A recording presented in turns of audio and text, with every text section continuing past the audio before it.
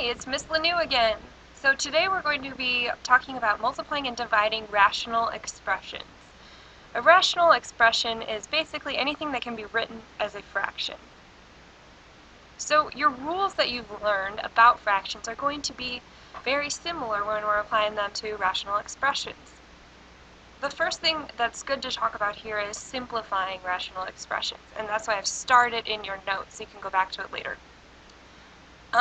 One property is that if we have an expression like a times c over b times c, we can cancel out those common factor of c on the top and c on the bottom, because anything divided by itself is always going to be 1. So that gives us the simplified expression a over b. So these are equivalent expressions here.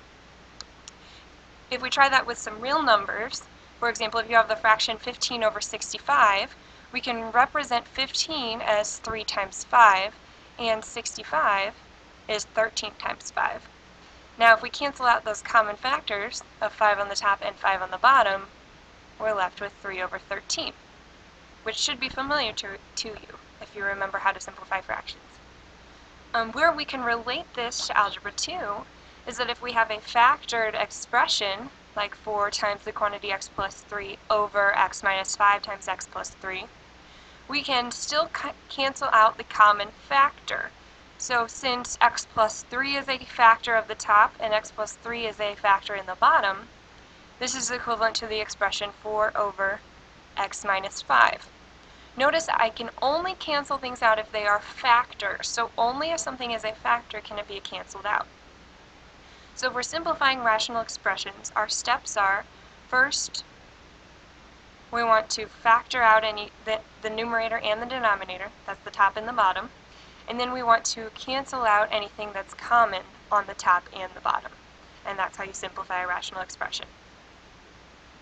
Okay, so let's look at some examples of where we might simplify a rational expression. The first one, we have 40x plus 20 over 10x plus 30. Now, if you're thinking that you can cancel out the 40 and the 10, if we can divide by 10, okay, that's a misconception. We can't do that because they are not factored yet. So first we want to factor both the top and the bottom. If we factor the top, okay, a number that goes into both 40 and 20 is 20. Okay, 20 times what gives us 40x? Well, that's 2x. And 20 times what gives us 20? That would be 1. So on the top we have 20 times 2x plus 1.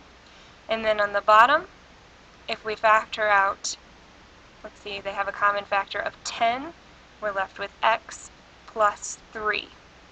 Okay, so we have, this is our factored form.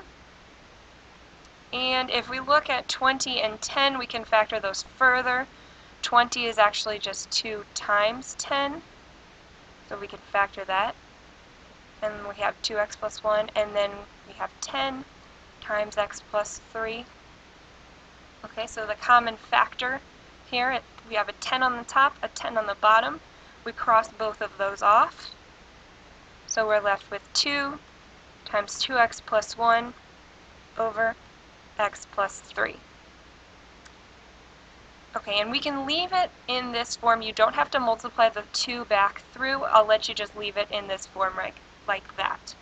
Okay, so that would be our correct answer. And it is simplified as far as possible because all 3 of these terms are factored as far as possible, and they don't have any common factors. There's nothing on the top that's on the bottom as well. Okay, let's try the next one. So we have 4 over x times x plus 2.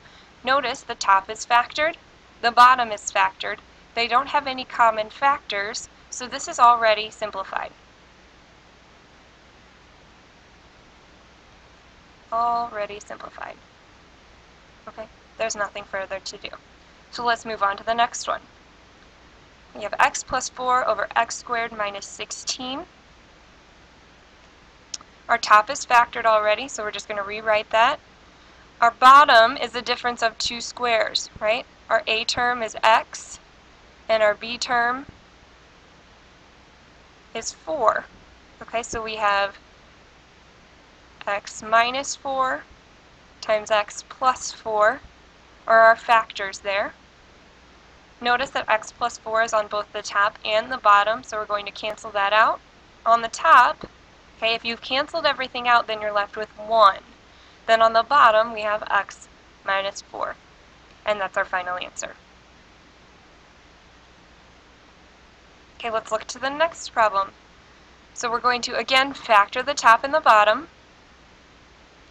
So we're looking for, on the top, we're looking for factors of negative 3 that add up to positive 2. Okay, so I want negative 3 and positive 1. So that's going to be x minus 3 times x plus 1. Okay, and you can go ahead and, if you need to check that, multiply it out. And then on the bottom, we're looking for factors of negative 6 that add up to negative 1. So we have negative 2 and positive 3. Oh, that would give us, if we add those, that gives us positive 1, so we need negative 3 and positive 2. That'll give us, those add up to negative 1. So we have x minus 3 times x plus 2 on the bottom. See how factoring is very, very important here. If you don't factor correctly, then you can't cancel out the correct terms. Okay, so now we have x minus 3 on both the top and the bottom. Those cancel out. My favorite part there is canceling them out. Okay, so we're left with x plus 1 on the top, x plus 2 on the bottom. And you can either keep the parentheses or erase the parentheses. It doesn't matter. Okay, I'm going to erase them because I like it without the parentheses, but either way they're the same thing. Okay, and that is our final answer. The final example here, we've got 2x squared plus 10x over 3x squared plus 16x plus 5. Notice how our top here, there's no c term. Okay, so this is a case where we can factor out just the x. So we have x, and then we're left with 2x plus 10. Because x times 2x gives you 2x squared, and x times 10 gives you 10x. Okay? And then in the denominator, this is where we're going to use our special factoring patterns. So you might want to do this off to the side. Sometimes I like to do these problems off to the side.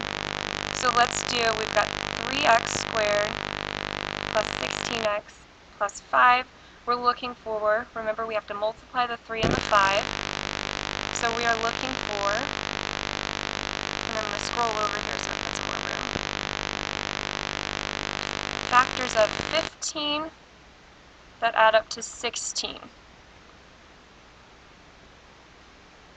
Okay, and that would be 15 and 1. So we want to rewrite this, 3x squared plus 15x plus x plus 5. Split it into our two separate problems here. Okay, the common factor of these two is 3x. So we're left with x plus 5. And the common factor over here is just 1 because they don't have any other factors. And then we're left with x plus 5. So one of our factors is x plus 5, and the other one is 3x plus 1. So I'll rewrite that, 3x plus 1 times x plus 5. I'm going to go back over here and write x plus 5 times 3x plus 1.